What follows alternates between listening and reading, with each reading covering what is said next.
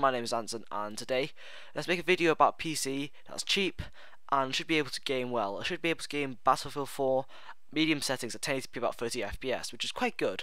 So moving on, so we've got the A10 7850K as a processor.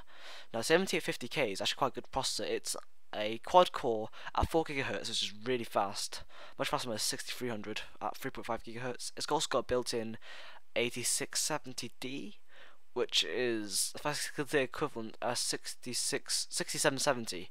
So not too bad, but okay.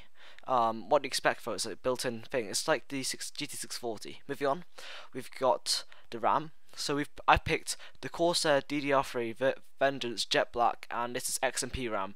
Now I picked XMP RAM because it's £50, and the 8066 RAM is £80. So even though it's 8 gigs and it's 1866, you know, there's not really too much of a difference. I think in gaming, this should be just fine.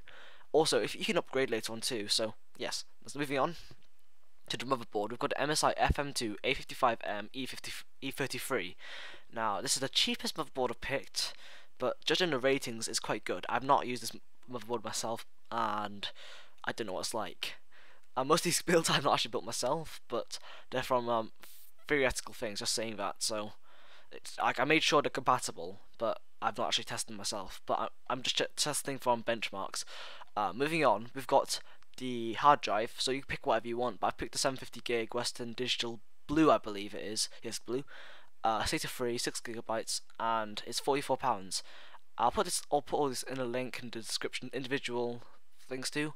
So for the case, we've got the Gigabyte GZ MA01 Micro ATX. I picked Micro ATX because they're cheaper sometimes, and they're small. I don't know if this actually is good enough to hold a graphics card in, but it could definitely hold an APU, because APUs don't actually have a graphics card in them. It's not like a big one, it's like built in, as you all know if you're a PC person like me. Moving on, we've got the power supply. So we've got the 430 watt Corsair Builder series. Now I used a 500 watt version of this.